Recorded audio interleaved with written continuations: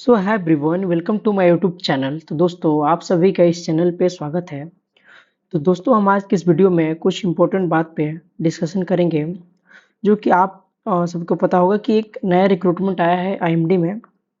But सबसे पहले मैं आपको ये क्लियर कर दूं कि ये मतलब परमानेंट पोस्ट नहीं है, ये आपका एक टेम्परेरी पोस्ट है। ठीक है, तो टेम्परेरी पोस्ट मतलब आते रहता है। लाइक यहाँ पे जो प्रोजेक्ट स्टाफ है, तो उसके लिए जैसे प्रोजेक्ट साइंटिस्ट का पोस्ट निकलता है, फिर साइंटिफिक असिस्टेंट का भी पोस्ट इस बार निकला हुआ है। तो चलिए हम जो भी इम्पोर्टेंट चीज़ है उस पर हम एक डिस्कशन कर लेते हैं। तो मैं आपको यहाँ बता दूँ कि इसका जो और ऑनलाइन रजिस्ट्रेशन होगा वो 24 नवंबर से स्टार्ट हो जाएगा। ठीक है, और तो चलिए डिटेल्स वाइज हम देखते हैं। तो यहाँ पे जो वैकेंसी निकली है वो प्रोजेक्ट साइंटिस्ट ई की, project scientist 321 and scientific assistant का। ठीक है, जो कि यहाँ पे आप देख सकते हो कि कॉन्ट्रैक्ट बेसिस पे है। जैसे कि जो एसएससी पहले एक रिक्रूटमेंट कराता था वैसा वाला नहीं है ये। काइंड ऑफ एक तरीके से आपका इसमें इंटरव्यू वगैरह होगा, इंटरव्यू के बाद यहाँ पे आपका सिलेक्शन होगा। ठीक है, तो फिर देखते हैं कि यहाँ पे no provision of reemployment. ठीक है, तो ऐसा नहीं कि अगर आप इसमें आप सेलेक्ट हो जाइएगा तो आपका परमानेंट जॉब हो जाएगा। ठीक है, ये है आपका, समझिए कि फॉर 1 ईयर। ठीक है, तो ये एक्सटेंड हो सकता है, बट अगर प्रोजेक्ट मतलब कंप्लीट हो गया, तो प्रोजेक्ट कंप्लीट हो गया तो आपको फिर आपको वहाँ से हटा दिया जाएगा। ठीक है, तो ये चीज़ इसमें इम्पोर्टेंट है। तो यहाँ पे बहुत सारे आप पोस्ट देख सकते हो। प्रोजेक्ट साइंटिस्ट ई का हो गया, तो ये सारे एक्सपीरियंस वाले पोस्ट है। ठीक है ना, तो हम देखते हैं, सब बात करते हैं जो प्रोजेक्ट साइंटिस्ट 1 वाला। ठीक है, उसमें थोड़ा कम एक्सपीरियंस ये लोग रिक्वायरमेंट रहती है। ठीक है, हाँ, तो ये आप यहाँ पे देख सकते हो कि जो प्रोजेक्ट साइंटिस्ट 1 है, तो weather and climate service, agro meteorological advisory service है। ठीक है, इसका मतलब 12 वैकेंसी है यहाँ पे। ठीक है, इसमें आपका जो इसेंशियल क्वालिफिकेशन मांगा गया है वो है आपका एमएससी डिग्री होना चाहिए एग्रीकल्चर मेट्रोलॉजी में, एग्रीकल्चर स्टैटिक्स में। ठीक है, फिर बीटेक वाले भी एलिजिबल हैं। अगर आपका आप बीटेक वगैरह में डिग्री है तो 60% से ऊपर होना चाहिए। डिजायरेबल क्वालिफिकेशन है आपको अगर आप एमटेक किए होंगे रहे। ठीक है, एमटेक कोई भी डिग्री से मतलब डिग्री से 60% से अबव आपका मार्क्स होना चाहिए।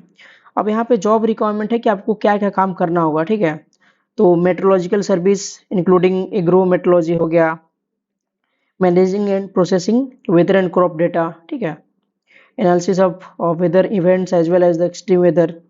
तो जो भी मतलब एग्रोमेट से रिलेटेड जो चीज़ है आपको इसमें काम करना पड़ेगा। इसका जो एज लिमिट है वो 35 ईयर है।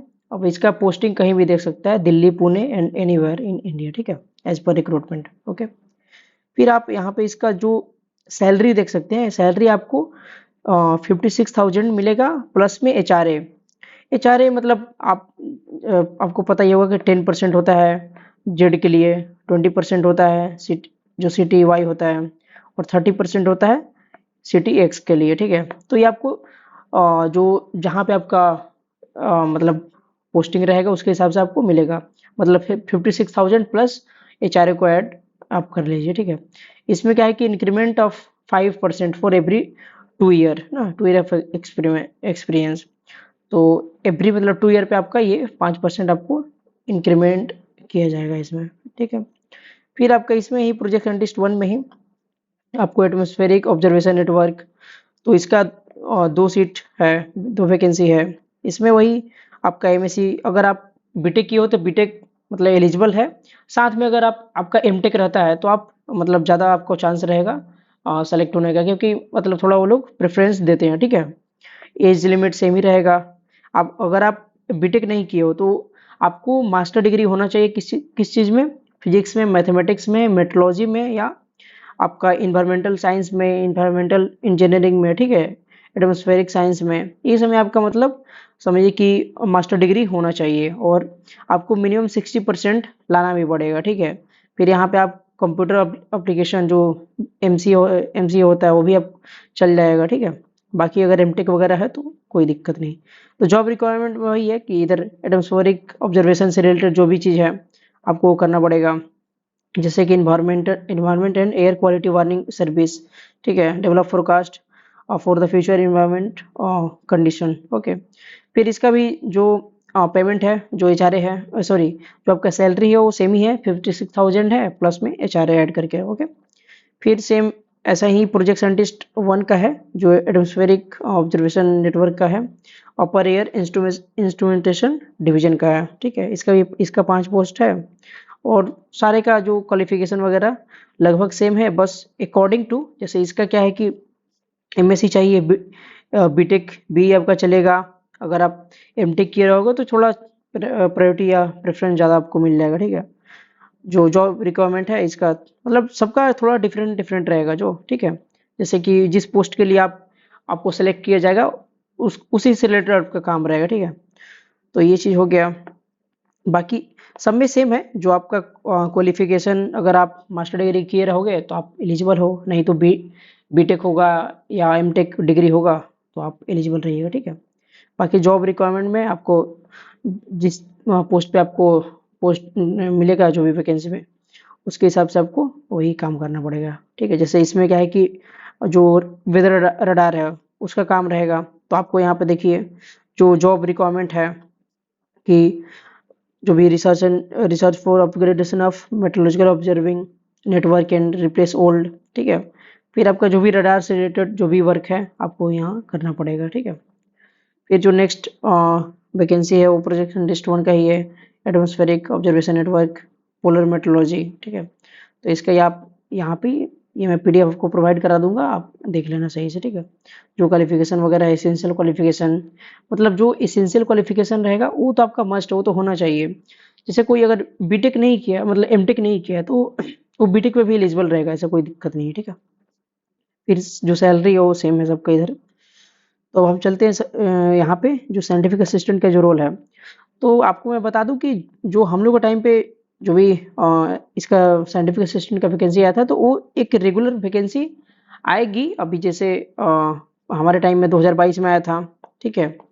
तो वो उसका एग्जाम एसएससी करवाती है, लेकिन इस वाले जो साइंटिफिक असिस्टेंट है, क्योंकि ये परमानेंट पोस्ट नहीं है, आप यहाँ पर देख सकते हो कि इसका जो पेमेंट है, जो आपका सैलरी है, वो 29,200 प्लस एच आर है, ठीक है। जबकि उसका क्या रहता है कि पे स्केल उसका लेवल 6 रहता था, ठीक है। और आपका 35,400 आपका बेसिक रहता था। बेसिक में बहुत सारी चीज़ ऐड होता है, आपका डी ऐड होगा, फिर आपका एच आर ए भी ऐड होगा, ठीक है। तो इसमें वैसा कुछ है नहीं, इसमें बस आपको सैलरी में बस आपको जो इतना ये अमाउंट हो गया प्लस एच आर ए मिलेगा। बाकी जो इसेंशियल क्वालिफिकेशन वैसा ही सेम ही है जो एसएससी जैसे रिक्रूटमेंट कराती थी, कि आपका बैचलर डिग्री होना चाहिए साइंस वगैरह में, फिजिक्स, उसमें से आपका एक सब्जेक्ट होना चाहिए, ठीक है। अगर आपका बीएससी वगैरह नहीं है, अगर आप बीटेक किए हो, तो बीटेक में आपका कंप्यूटर साइंस हो गया, कंप्यूटर एप्लीकेशन हो गया, इलेक्ट्रॉनिक्स हो गया, ईसी हो गया, इलेक्ट्रॉनिक्स टेलीकम्युनिकेशन, फिर आईटी हो गया, टेलीकम्युनिकेशन इंजीनियरिंग, कम्युनिकेशन इंजीनियरिंग, अगर ये सारा ब्रांच से आप बीटेक भी किए हो तो आप एलिजिबल हो, ठीक है। जॉब रिस्पॉन्सिबिलिटी हो गया कि मतलब आपको क्या करना होगा, तो maintenance and upkeep of met instrument हो गया, look and after technical administrative work of unit, ठीक है। तो ये मतलब जो भी वेदर से रिलेटेड जो भी अपना ये फोरकास्टिंग से रिलेटेड काम है आपको करना पड़ेगा इसमें, ठीक है। बाकी एक लास्ट पोस्ट है कि एडमिन असिस्टेंट, ये इसका 2 पोस्ट है, तो ये जो भी एडमिन सेक्शन होगा उसमें आपको एज असिस्टेंट के तौर पे रखा जाएगा, और इसका भी सैलरी सेम ही है। तो हम जान लेते हैं कि मतलब कब तक इसका मतलब जो भी ऑनलाइन फॉर्म होगा आप सबमिट कर सकते हो। तो ये 14 दिसंबर तक आप इसको ऑनलाइन अप्लाई कर सकते हो, और जो भी इसका ऑनलाइन एप्लीकेशन का मतलब लिंक आएगा वो आप जो ऑफिशियल वेबसाइट पे जाके चेक कर सकते हो, ठीक है। तो इसका जो मतलब सिलेक्शन प्रोसेस है आपका इंटरव्यू के थ्रू होगा, नॉट यहाँ पे कोई ऐसा नहीं है कि रिटन एग्जाम नहीं होगा, ठीक है। ये प्योरली मतलब इंटरव्यू बेसिस पे होगा, ठीक है। क्योंकि ये परमानेंट पोस्ट नहीं है, आप एक तरीके से क्या है कि जो भी प्रोजेक्ट चल रहा है आईएमडी में, उसके लिए प्रोजेक्ट साइंटिस्ट को हायर किया जाता है। जब तक वो प्रोजेक्ट चलते रहता है वो लोग रहते हैं, उसके बाद जब प्रोजेक्ट खत्म हो गया तो फिर उसको उनको हटा दिया जाता है, ऐसा, ठीक है। बट वो उस उनका जो एक्सपीरियंस रहता है वो फर्दर किसी और जॉब में भी मतलब काम आ जाता है, ऐसा है चीज़ है, ठीक है। तो इसमें बस आपका इंटरव्यू होगा, आप अगर आप एलिजिबल हो तो आप अप्लाई कर सकते हो, बट बात वही है कि मतलब ये परमानेंट पोस्ट नहीं है, ठीक है। तो जो भी डिजायरेबल क्वालिफिकेशन वगैरह रहेगा, एक्सपीरियंस रहेगा, तो वो लोग को थोड़ा सा ज़्यादा प्रेफरेंस मिल जाएगा। तो बस आज के वीडियो में बस इतना ही। यहाँ पे क्या है कि candidate can require to apply online, मतलब ऑनलाइन अप्लाई कीजिएगा, ऐसा ऑफलाइन मोड या कुछ other mode of application will be not accepted, ठीक है। तो इसका लिंक आ जाएगा, वहाँ से आप अप्लाई कर सकते हो। तो बस आज के वीडियो में बस इतना ही। Thank you.